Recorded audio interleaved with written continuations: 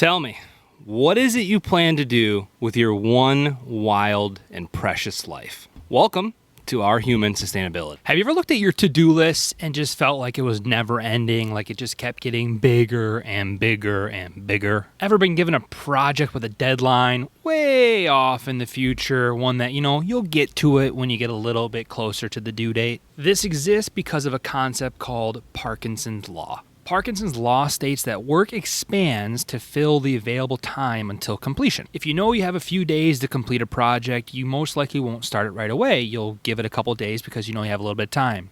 It gets even worse when you have projects that are due in a couple of weeks or a couple of months. Parkinson's law is essentially the basis for procrastination. Less is known is that it's also the basis for your work basically never ending and the need for prioritization. So recently my wife has been working later and later, and she's a team leader. So if you've ever been a team leader before, you know that literally there's always something to do.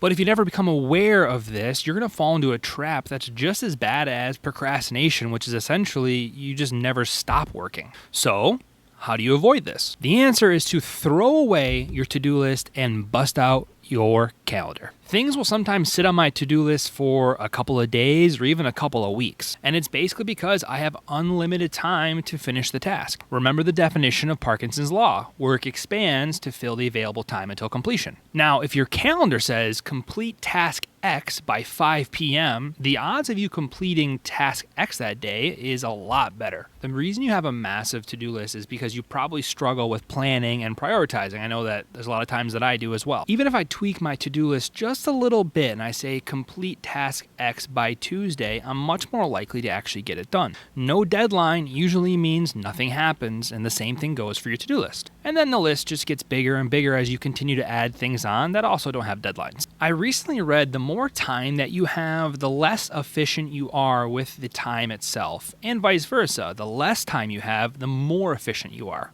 Tying back into my wife's late nights, if you don't give yourself a deadline, essentially you can just work forever. But if you say no working after 7 p.m. and you really mean it, you're going to push yourself to get as much as you possibly can by 7 p.m. done. And more likely than not, you're actually going to get more work done because you're going to spend less time twiddling your thumbs, scrolling Instagram, the weird stuff you do throughout the course of a day because you know that you essentially have unlimited time. People are normally on their peak performance like the day before they go on vacation, and there's a reason for that. They don't have time to chit-chat or scroll Instagram or look online for shopping.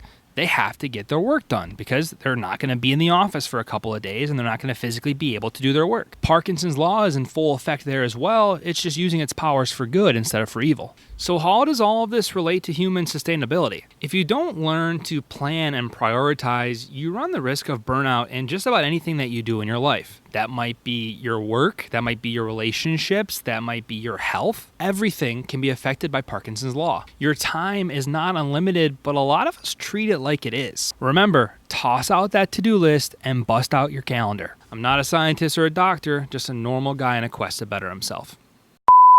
What's going on, OHS community? We have our first official partnership that I've ever had, and it's something that I really believe in, and so I wanted to share it with all of you. If you're like me and you're trying to read more books, I highly recommend the website and app called Blinkist. What Blinkist does is it takes 3,000 to 4,000 really popular nonfiction books and summarizes them in about 15 minutes for you to be able to take a look at either reading or listening to them. Normally, before I read any books, I will just use the Blinkist to see if it's something that I'm going to be interested in. And after I've read the books, maybe a couple weeks later, I'll go back and read the Blinkist again just to make sure I really remember everything that I learned from the book. So basically, for the cost of less than a book every single month, you'll have access to 3,000 to 4,000 nonfiction books out there for you. Click my link below for 20% off.